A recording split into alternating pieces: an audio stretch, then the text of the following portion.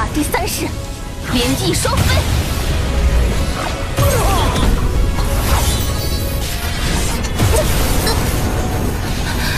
还没找到深海蓝蜥。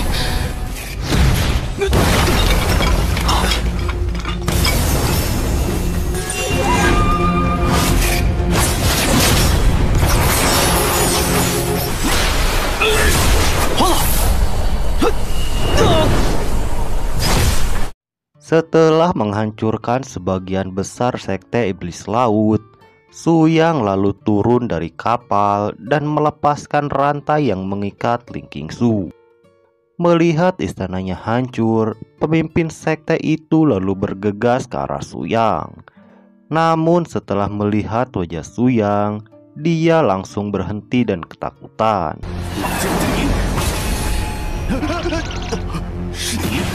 Cerita lalu kembali ke 10.000 tahun yang lalu. Terlihat pemimpin sekte iblis laut yang sedang membunuh praktisi untuk meningkatkan kultivasinya. Tapi pada saat yang sama muncul Su Yang dengan Lian Xue yang membuat dia terpental. Lian Xue lalu meminta izin Su Yang untuk bertarung dengan pemimpin sekte. Di sisi lain, orang ini langsung menyerang ke arah Lian Xue, tapi dia langsung terpental dan berhasil dikalahkan hanya dengan satu serangan.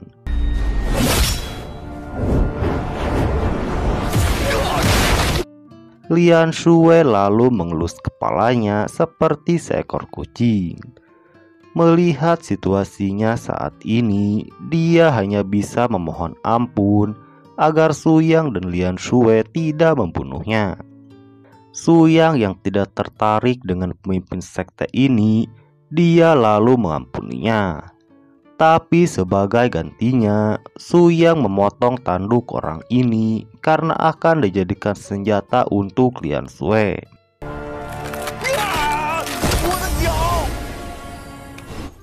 Setelah itu cerita kembali ke masa kini. Melihat tingkah pemimpin sekte iblis laut membuat Juopang dan Huang Tian kebingungan. Mengetahui orang ini masih belum bertobat, Su Yang berencana untuk langsung membunuhnya. Namun pemimpin sekte ini akan memberitahu tentang Lian Xue, sehingga Su Yang menghentikan serangannya.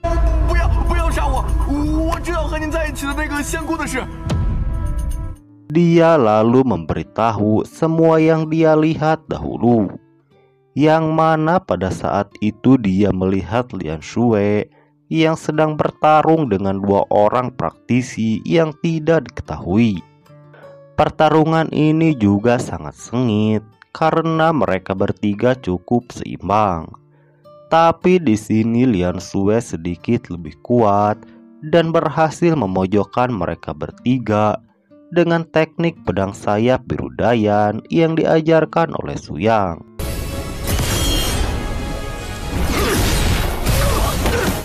Namun dua orang ini menggunakan teknik terlarang dan mengorbankan diri mereka untuk memanggil roh yang sangat kuat.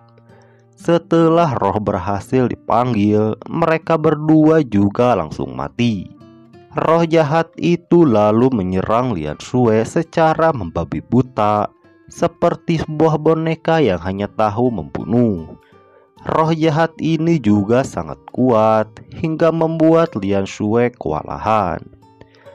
Menyadari situasinya saat ini, Lian Xue lalu menggunakan formasi dua jiwa agar bisa melawan roh jahat ini. Setelah itu mereka beradu pukulan yang mengguncang hutan tempat mereka bertarung, bahkan membuat pemimpin sekte iblis laut terpental dan tidak sadarkan diri.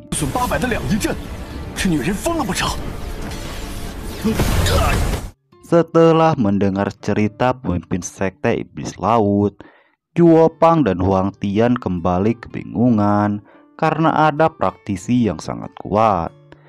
Karena bahkan catatan yang ada juga hanya berusia 1000 tahun ke atas dan tidak lebih dari itu.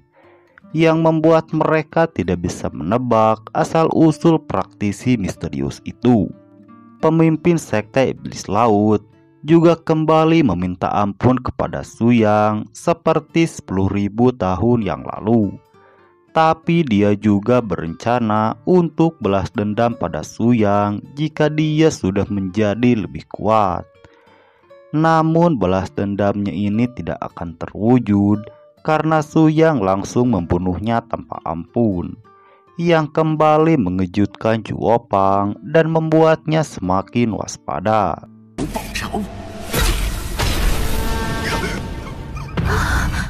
Setelah itu Su Yang memberitahu Ling Qingsu kalau Lian Xue masih hidup dan jiwanya masih tertinggal di dalam hati biru laut dalam. Lalu mereka semua pergi ke ruangan harta karun dari sekte iblis laut. Karena bagi Su Yang tidak ada kemenangan tanpa merampok. Huang Tian bahkan lebih terkejut dengan keterampilan melampok Ling Qingsu yang sedang mengambil harta di ruang penyimpanan. Pada saat yang sama Su Yang menemukan sebuah formasi dan dia lalu membuka formasi itu. Setelah itu muncul sebuah keterampilan bertarung yang bisa menyembuhkan diri dengan menelan praktisi lain. Melihat ini Su Yang langsung membakar gulungan itu karena keterampilan ini bukan berasal dari dunia yang dia tempati. Su Yang memperkirakan kalau keterampilan itu pasti didapat Lian Xue dari 2 orang praktisi yang dia kalahkan. Namun diambil oleh pemimpin sekte iblis laut.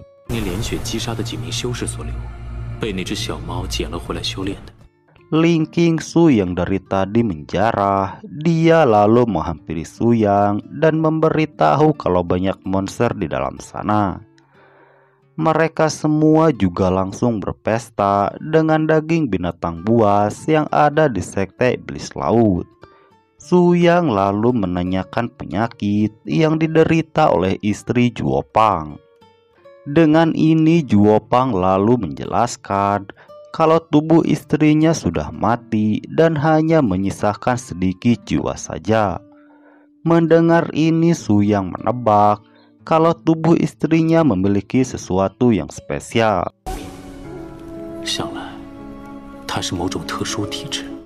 Kemudian mereka semua langsung berangkat untuk menyembuhkan istri dari Juopang. Tapi Su Yang meninggalkan Ling Qingsu untuk menjarah semua harta yang ada di sana terlebih dahulu. Namun sesampainya di sana, kota Dongshan sudah berantakan dan tidak ada orang yang tersisa. Su Yang juga bisa merasakan kalau ada aura yang jahat di sekitar kota Dongshan.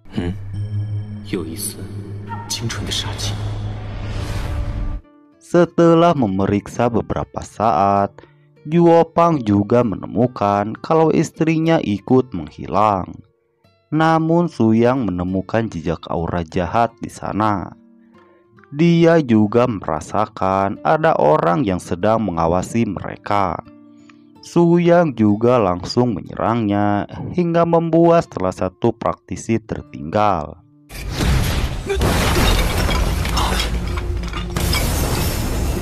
Melihat ini Juopang dan Huang Tian langsung bergerak dan mengejar praktisi yang tertinggal. Bahkan Juopang menyerang praktisi itu sampai terjadi pertarungan di antara mereka berdua. Namun praktisi itu sedikit lebih kuat dari Juopang sehingga membuat dia terpojok.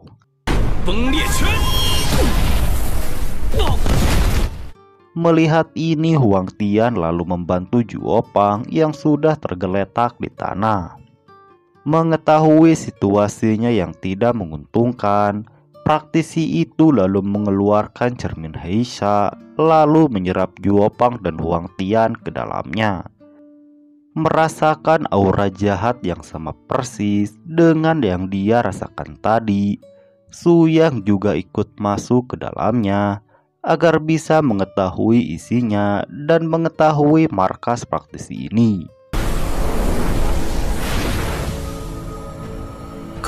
Di dalam cermin Haisha, Huang Tian dan Zhuo Pang sudah membeku dan tidak bisa menggunakan energi spiritual. Beberapa saat kemudian muncul Su Yang dan menghancurkan es yang mengekang mereka berdua. Melihat Su Yang di depannya, Zhuo Pang kebingungan karena Su Yang malah ikut masuk dan terjebak. Huang Tian lalu menjelaskan kalau Su Yang sengaja masuk agar dia mengetahui lokasi markas musuh yang menculik semua orang di kota. Karena Su Yang juga ingin menghancurkan mereka semua. 看徐兄是借外面的笨蛋的腿，带咱们去他们的老巢。 Akan tetapi setelah itu cerita pun berakhir. Nah, segitu dulu alur cerita Lian Qixi Huanian episode kali ini. Saksikan kelanjutannya di part berikutnya.